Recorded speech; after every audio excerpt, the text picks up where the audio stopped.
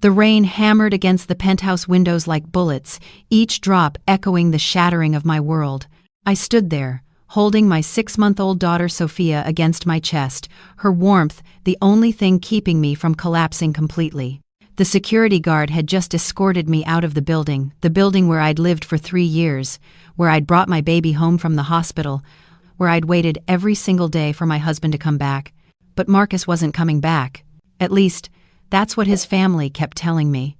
"Mrs. Chen, I'm sorry, but I have my orders," the security guard had said, his eyes avoiding mine as he held the lobby door open. The November rain soaked through my thin jacket within seconds.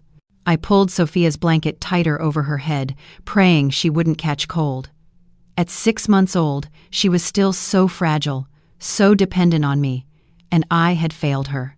My phone buzzed in my pocket. Another text from Margaret, my mother-in-law.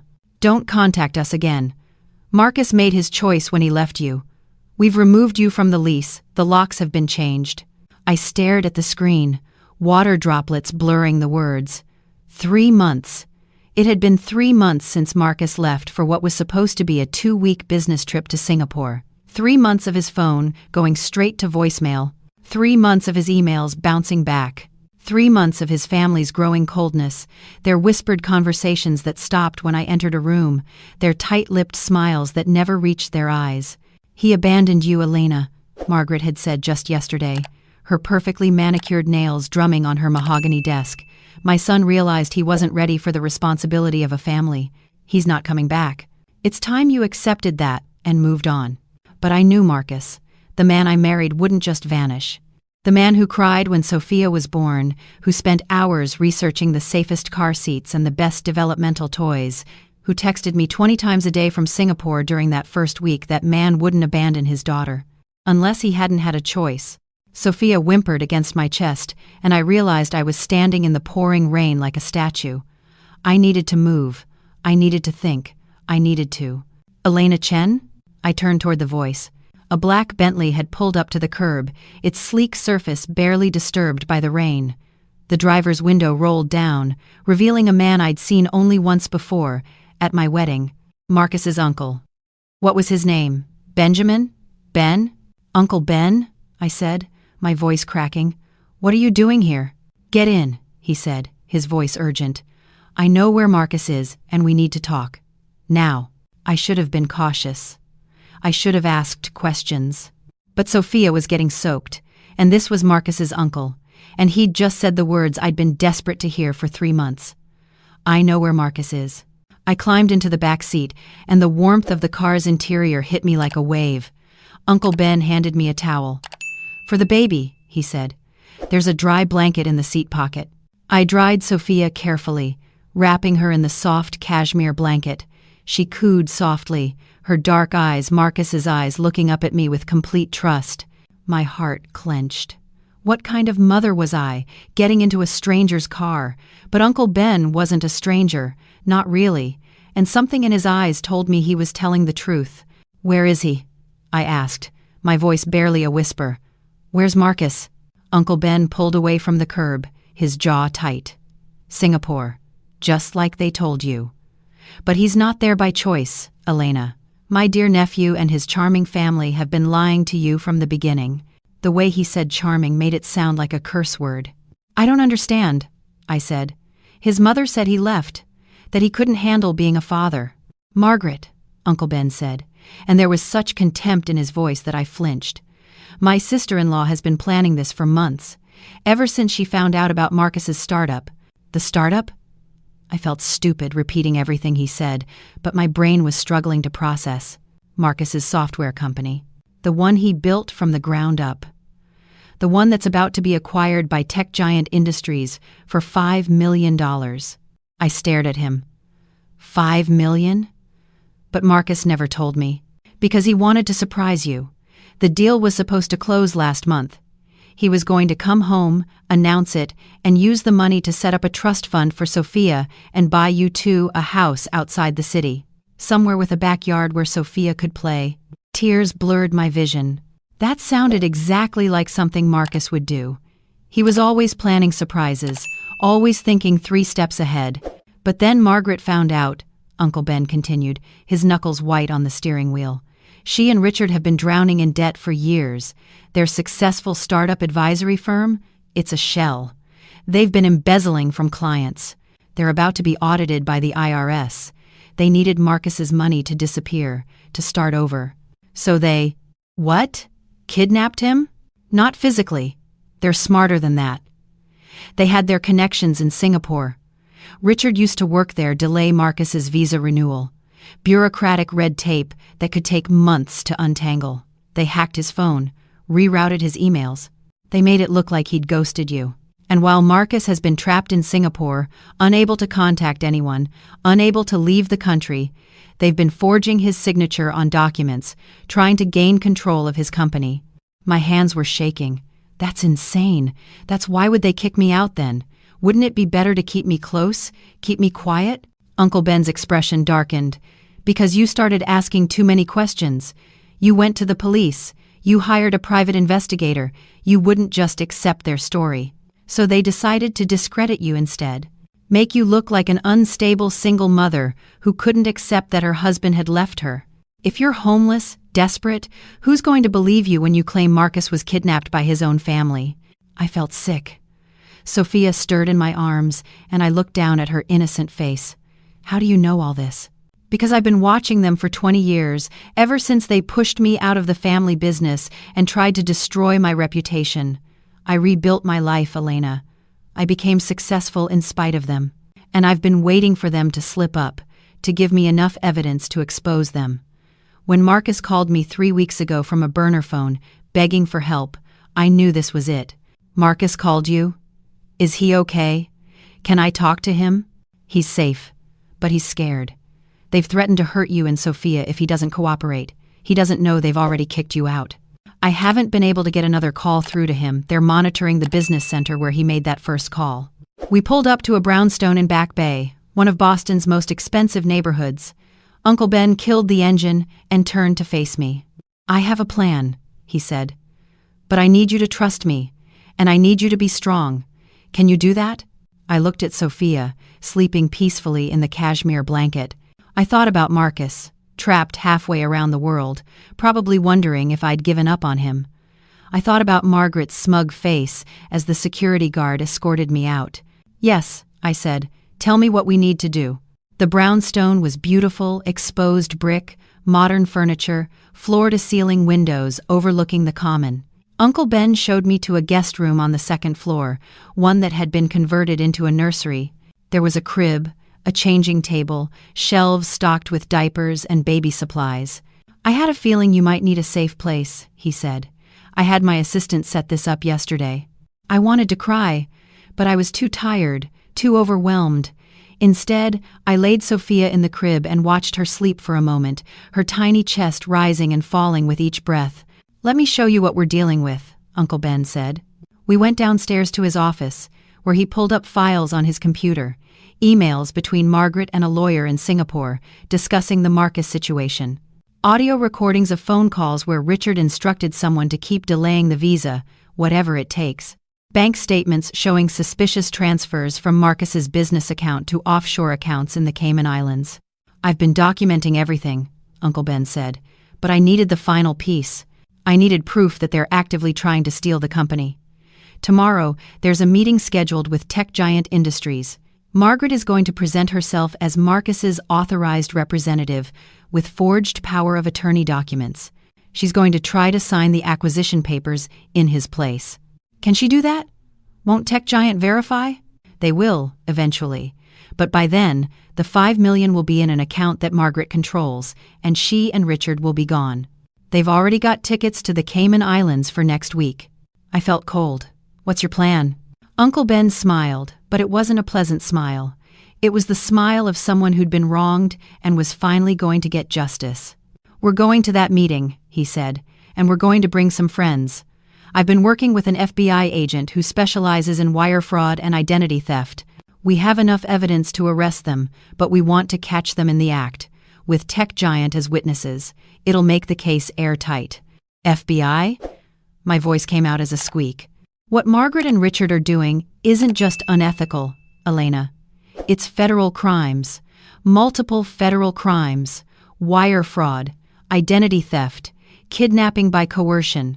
They're going to prison for a very, very long time.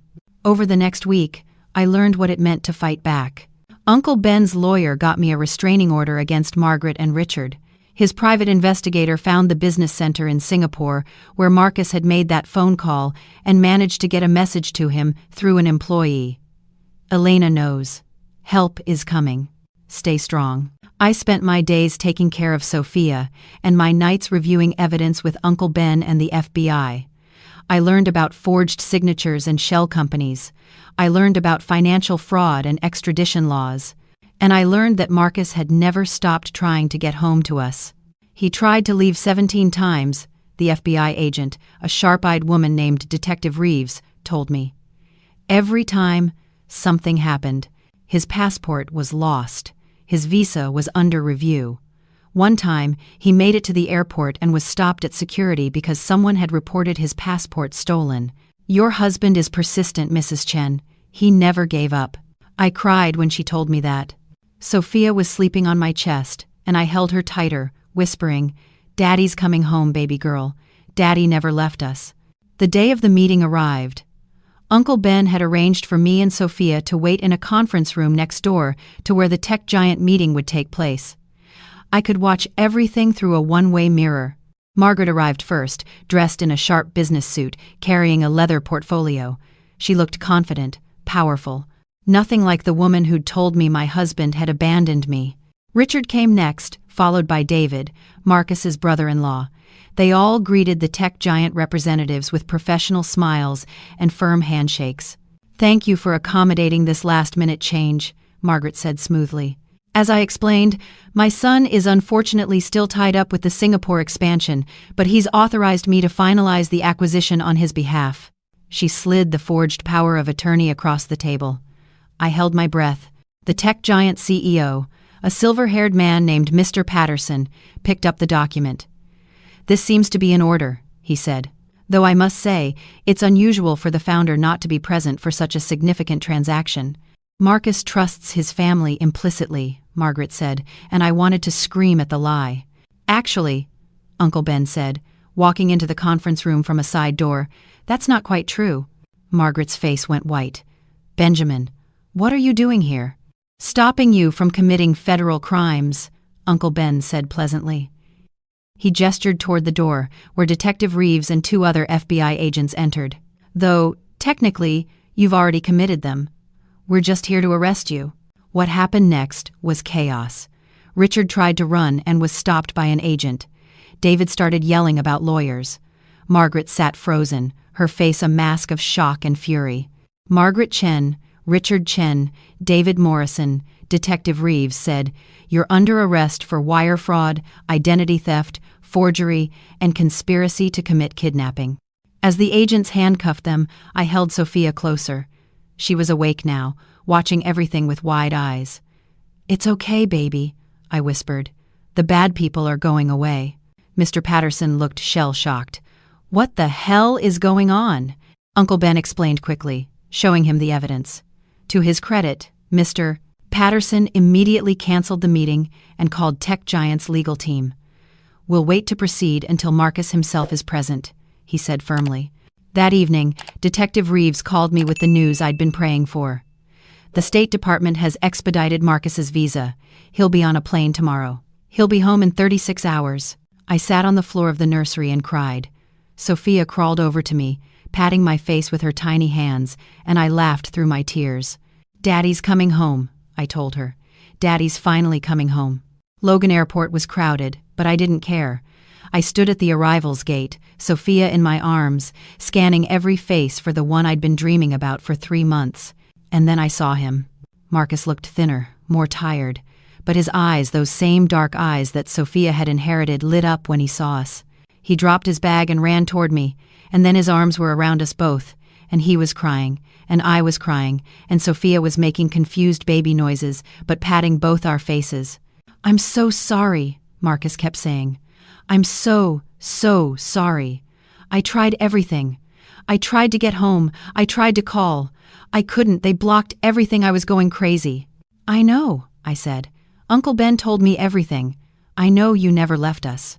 Marcus pulled back just enough to look at me, his hands cupping my face. Never. I would never leave you. Either of you. You're my whole world.